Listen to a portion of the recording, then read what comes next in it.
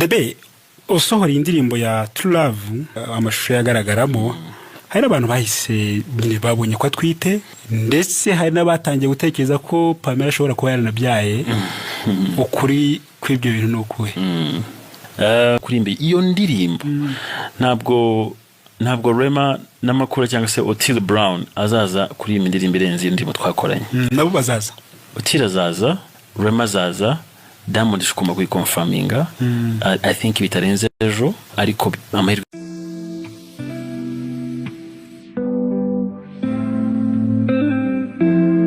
uzamuriho kuri ryajwi ryawe ni nk'igitangaza kubagira nk'inshuti zikomeye. Yes. Buri inshuti nyanshuti ifite buriya bari ibintu by'ingenzi cyane. The Ben ni byinshi bigezweho cyane. Hari igitaramo uri gutegura ku itariki ya mbere z'ukwezi gutaha kwa mbere 2025 ubwo ni kuwa gatatu w'icyumweru gitaha. Hari n'ibindi umaze umwaka ushinze urugo. Banza tubwire uburyo wiyumva muri iyi minsi isigaye mu gihe gutegura igitaramo. Kubyerekeye n'igitaramo ndiyumva neza cyane, ndumva ndi tayari. Of course nibyakoraho none kuba kuko ni igitaramo kinini. Igitaramo kinini cyane kiruta ndakubwira abantu ko kiruta ni na Ben nyirizina. So ni mpamvu ntihabura amakano ko kwitegura karimo na kwita excitement kenshi tujye twitiranya n'ubwoba ariko izaba excitement. Abakinnyi ba football babizi ko every match yose winjiyemo hari akantu ka excitement ufite kuko nta uri ready umaze iminsi uri préparé ariko utazi the outcome iri ugeze muri field. So I'm very excited cyane and I'm looking forward to kuriya munsi iminsi yagize iminsi ne gusa. Yego turabigarukaho natubwire n'icyo hishiye abakunzi bawe ariko umaze n'umwaka ushinze urugo wowe na Bikeza Pamela n'umwaka usobanura gute The Ben? N'umwaka navuga ko ni experience nziza nagize. Obviously nibwo bwa mbere nari maze umwaka mbana n'umuntu tutavukanye tutareranwe aho ugomba kwiadapta ku bintu na bimwe. Hari ibyo ugomba kwiyima kuko ntago ubukira wawe ngo wigenge cyane. So n'umwaka uri experience nziza ariko n'umwaka uri muri urugendo navuga ko rwuzuyemo urukundo, kwihangana ndetse no gusobanukirwa ko buri umwe ku wundi n'urutugu rw'undi yegamaho mu gihe bitoroshye. Ni nkama yahe masomo y'ingenzi wakuyemo muri mwaka ku byerekeye n'urugo? Navuga ko isomo rikomeye riri mu bundi ni rimwe, ni kwihangana, patience. Kuko nkuko nabikubwiye ugiye kubana n'umuntu mutakuranye, mutariranywe, mudafite aho muhuriye in terms y'amaraso, uba ugomba kwiadapta ku bintu bimwe na bimwe akunda nawe akiadapta ku byo ukunda. N'urugendo rurimo busaba patience nyinshi cyane. Uko wisobanura muri ubwo buryo nakusobanuramo Pamela? Yego. Cyangwa we hari ubundi buryo nawe wamubonyemo? Turabihuje ko urebye ni biri reciproque, birigarura. Nuvuga ngo urugendo rwo kubaka urugo n'urugendo uba ugomba kuburi radio kuvuga uti of course mushobora kuba muhuze values cyangwa se indangagaciro nizo zituma abantu benshi banabana, ariko nanone hejuru y'indangagaciro hari preferences, ibyo umuntu prefera, ibyo umuntu akunda kuba yaba arimo igihe abikorera. Kera natahaga saa 9 z'ijoro bitewe kandi n'akazi mu by'ukuri so kuvuga ngo nari mu bintu bidafite akamaro, ariko wumva ubu ngubu bigomba guhinduka cyangwa se byarahindutse. Nta kare nka taking care of responsibilities mfite mu rugo, ndetse nawe afite byinshi yigomwe, afite byinshi yadapse, ufite niko nguko. Ariko byose hamwe bikaduhuriza hamwe kuduhesha ibyiza kandi tugakomera.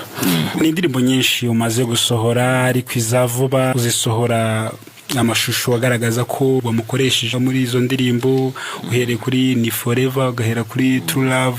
Izo zose gushyira Bikeza Pamela mu mashusho y'indirimbo zawe birakorohera? Biroroshye kuko she's my wife. Ikindi hari umuntu abonye wakoze comment ejo bundi marayisomye hari sinibuka neza, avuga ati uvuga ngo nakiza nko kugira umugore mwiza kuko isaniza uramutse uri umuntu ukora ibintu by'umuziki, nakiza nko kugira umugore mwiza ku isaniza wamukoresha no muri video zawe. Iyo ni joke, ni kintu n'umuntu wabyanditse, ariko kuri nuko iyo dukoranye biba byiza abantu barabikunda n'umuntu abantu bakunda n'umuntu ufite igikundiro cy'Imana niko navuga. So iyo duhuje rero tugashira amaboko hamwe we produce ikintu cyiza abantu bishimira. Nagiye mbibona inshuro nyinshi yaba muri video dukora cyangwa se yaba no buzima bwa buri munsi iyo duhuye n'abantu basanga babonye full package bavuga ati nk'iyo ndahantu nkagaragara njyenyine baragusuhuza abantu barishima banezerewe ariko baranakubaza Pamela ari he and the same thing birikana mubaho nawe. So nibaza ko ari favor y'Imana, so kumukoresha mukumbaje mu gitaramo mu ndirimbo ni ibintu binyorohera kuko nawe arabikunda kandi bitanga umusaruro. Uretse kugaragara mu mashusho y'indirimbo bishobora kuzagira igihe noneho akagaragaramo ari no kuririmba? Wapi I don't think so. Sinibaza ko Imana yo kuririmba afite ihagije ariko yafite nayo simbi ariko arabikunda cyane. Buriya agira n'ugutwi kwiza cyane ku muziki, yagira kabisa icyo twita ugutwi ku muziki aragufite kabisa. Debe usohora indirimbo ya True Love amashusho yagaragaramo hari abantu bahise babonye ko atwite ndetse hari n'abatangiye gutekereza ko Pamela ashobora kuba yaranabyaye. Ukuri kw'ibyo bintu n'ukuhe? Ubundi teka indirimbo Pamela yagiye agaragara mu zanjye zose ni indirimbo nabaga narazandikiye we specifically. Yaba ni Forever ni indirimbo namwandikiye nanayikompoza rwose natekerezaga ibintu byose kuri we, ndetse na True Love ni indirimbo nanditse byose kabisa byerekeye kuri we. So kuba azigaragaramo urumva ko byumvikana niwe nize kwa. Hari n'abavuga ko yabyaye? No, ukoze ukuri of course to expecting cyangwa se turitegura ariko ntabwo isayiragera. turacyafitemo agahe by the way, sinzi impamvu abantu baba sinzi n'ahantu byaturutse nagiye ariko nawe urabyumva. Urumva ibintu nk'ibi tugeraho ntubone n'umwanya wo kujya kubisobanura kuko urumva ni bari birebire ariko nibaza ko n'ababizana bose babizanira mu rukundo babagira ngo banashyushye wenda showbiz ariko ntabwo ariko kuri nuko tabura igihe. Tugaruka ku gitaramo ku itariki ya mbere z'ukwezi kwa mbere 2025 ni ku wa gatatu w'icyumweru gitaha. N'uwuhe mwihariko uri muri iki gitaramo Debe? Umwihariko uri muri iki gitaramo sasa navuga ko urenze umwe ariko sindi bikubwira byose kugira ngo nasa nkaho nkore igitaramo hano kuri radio. Reka mvuge gutya, harimo surprise performances zitandukanye. Abahanzi uzi neza ko twakoranye indirimbo wakunze nabo kandi bagize ibintu bikorwa bikomeye cyane bakoze yaba mu Rwanda cyangwa se muri Afrika muri rusange, ufite amahirwe yo kuzabona kuri stage turirimba na ya ndirimbo probably for the first time kuko mukire nk'uma yanjye indirimbo yitwa Inkuba yanjye n'inshuti z'ikirere ntabwo twize tuyiperforming. Twari tugiye muri Amerika tuyiperformance na stage yanjye na Riderman abantu bazi. Usibye wenda muri Trace Award na stage yanjye yindi abantu bazi na Diamond Platinum muri Y. Harimo surprise performance nta numwe urabona turirimba indirimbo yitwa Sikosa turi kuri stage yo muri BK Arena. I think twagerageje gusanga aho twasupportinze umushuti wacu witwa Sherry Silva muri Silver Gala ariko nabyo byasiga twari tugiye kugira ngo kugira ijambo tuvuga then birangira dukoze kapera ariko nta performance ya Sikosa. Indirimbo yabaye nini cyane muri uyu mwaka mu gihugu cyacu cy'u Rwanda, nta muntu urabona performance yayo n'uburyo kiyaba with all the graphics n'uburyo kiyaba nyine magnified mu bunini bwayo mbese muri BK Arena mbese uri imbere y'abantu 10,000. So dufite surprises performances ziri hejuru cyane, dufite fusion y'umuco nyarwanda ndetse na n'ibintu biri moderne. Dufitemo tuzagira performance ihuza inyamibwa na performance ya The Band ndetse n'ababyinnyi ba The Band. This is something that hasn't been done before. Ikintu gishyashya ntabwo nibaza ko cyari cyabaho ndetse niba cyanabayeho ntabwo kizaba kimeze nk'icyo turi gukora. So ni byinshi icyo nabwira abantu nuko they should get ready, bitegure bihagije, inkweto ndende bazisige mu rugo. Nare ukurikije uburyo abantu bari kwitabira kugura amatike biraguha iyihe shusho kuko igitaramo kizabera muri BK Arena The Band ijyamo abantu 10,000? Yego. Nkurikije reka se kumuhanura nkurikije uburyo cy'amatike ari kugenda dushobora kuba tugiye gukora record, dushobora kuba tugiye gukora record, dushobora kuba tugiye gushaka higo ko kuseringa aho cyo gucuruza amatike agashira mbere y'umunsi nyirizina. Dufite umuhanzi mwiza cyane ubikoze inshuro ngira ngo zirenze imwe yitwa Izere Mbonye, dufite n'abandi nyirango ntari kwibuka nonaha, ariko bose babikoze ku munsi nyirizina w'igitaramo. Rero natwe hamwe n'Imana dufite amahirwe bitewe n'ukuntu speed y'amatike iri kugenda, birashoboka ko nko kuwa kabiri turi bubwira abantu amatike yarangiye. Nk'umuntu uri kumva Radio Rwanda muri aka kanya, azi neza ko igitaramo cya The Ben kiri ku itariki ya mbere z'ukwezi gutaha kwa mbere, kuwa gatatu w'icyumweru gitaha, yitware gute? Mbere nambara gura itike. Icya kabiri, gitegure gutangirana mu mwaka n'ibyishimo bidasanzwe. Reka mbwira ikintu gikomeye kuri kino gitaramo. Cya gitaramo nanone turashaka gutanga ishusho ngari y'umuziki nyarwanda naho ugeze. Ni igitaramo kiba kigizwe n'abanyarwanda, gitegwa n'umunyarwanda, ni album launch ya The Ben. Ngira ngo abanyamahanga turi bugiremo n'abakoranye indirimbo na The Ben, kandi bazaba baje kurimba iyo ndirimbo. Ntabwo Rema n'amakuru cyangwa se Otile Brown azaza kuri iyi ndirimbo irenze indirimbo twakoranye. Nabo bazaza. Otile azaza, Rema azaza, Diamond ishukuma kuyikonfaminga. I think bitarenze ejo, ariko amahirwe menshi nuko ari nawe ari turi kumvikana ibintu byinshi kandi bigomba kujya mu rongo.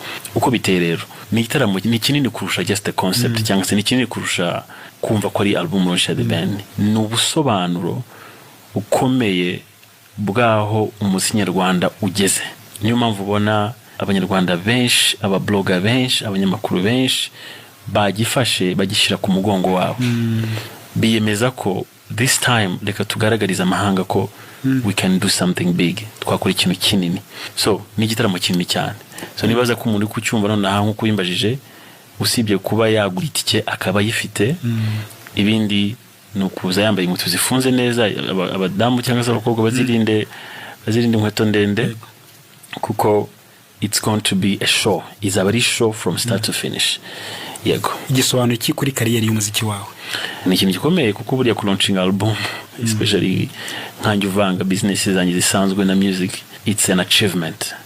Ubundi album ni achievement ikomeye cyane ku muhanzi. Njye rero by'umwihariko ndi umuntu uvanga akazi nkora gasanzwe ndetse n'umuziki. Bintera kugira umwanya mukeya either mu muziki. Nk'ubu maze iminsi ndi kwita ku muziki, nyawe maze iminsi mu indirimbo nyinshi zishoboka, bisa nkaho nashize pause cyangwa se mbona audience abandi bantu mu kwita ku bindi bintu bya inkora ku ruhande, which is okay.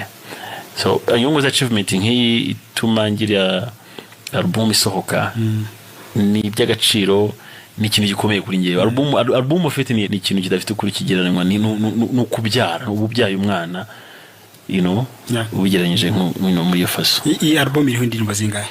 Iri indirimbo 11. 11 izanaba available ku munsi nyirizina w'igitaramo. Hari indirimbo nshya ufite kuri album zamenyekana ku munsi w'igitaramo? Yego, hari indirimbo nshya, hari indirimbo ya gospel imwe, hari indirimbo izindi twagiye tugereza kuzisohoraho. Duhere kuri Ni Forever ni imwe, tujya kuri Plenty, dufite True Love, dufite indirimbo yitwa Better nayo twasohoye, ariko numva zasohotse mu buryo bwegeranye, ku buryo n'ubundi ziba ari za album iyo irangije hari ukuntu isohora mu buryo nyine butandukanye n'ibisanzwe. Tukaba dufite True Love, so urumva dufite indirimbo 5 zisigaye, kandi izo ziri ready kabisa, zigomba kuba zira uploaded anytime. Hari igisobanuro kiri inyuma yabyo kuba warayishyize iki gitaramo ku itariki ya mbere z'ukwezi kwa mbere? Igisobanuro kiri inyuma yabyo nuko iriya tariki niyo tariki naziyemo mu Rwanda nkora comeback, nkora icyo nakwita home comeback, nimba nayita ngaruka mu gihugu. 2017 nimba nibeshye nibwo nakoraga kira gitaramo nakoze kuri parking ya stade, kera twari tutaranagira arena. So uriya tariki rero bitewe na connection yamaye cyane n'abanyarwanda once again nyuma y'imyaka 7 hari nahari, byatumye nkundira tariki. Maze iminsi nyisengera mbere yuko nanafatira date, usiye ko tari nubwo gwame urabizi ko nagarutse none kuri ya tariki inshuro zirenze imwe. Ni tariki nifuje kuba nafata, ndetse nkaba nifuza kuyifata n'indi myaka 3 iri imbere. 2025 uhishikiye abakunzi ba The Ben? 2025 mishe ibintu komeye cyane, mishe nubwo mbishe numva ngiye kubivuga, ariko mishemo harimo ibintu byinshi cyane. Dufite inyota, ndetse singiye gusa n'abahanzi bose bagenzi banjye, dufite inyota yo kureba ko ubuhanga buri mu muziki nyarwanda, ubuhanga buri mu bahanzi nyarwanda yego isi itangiye kububona ariko nta ari level dushaka kubigeraho. So 2025 njyewe hamwe n'abahanzi bagenzi banjye I think we are so driven, twiyemeje kumenya ashobora kutubigeza ku rwego rwo kwagura umuziki.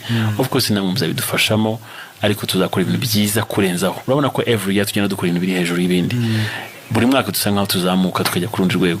So 2025 is going to be so much fun, ndetse nibwira ko harimo n'ama opportunity arutayo twagize nyina mu myaka ishize tuzagenda tugaragaramo akomeye cyane. Indirimbo ngewe wenda abantu benshi bakunda kunziza kudasohora indirimbo cyane, naba promising ko 2025 nzagerageza gusohora indirimbo n'ubundi iyi ritme babona bizere kutazahagarara, tuzabikora neza kandi kurushaho. Harimo ama collab n'abahanzi mpuzamahanga.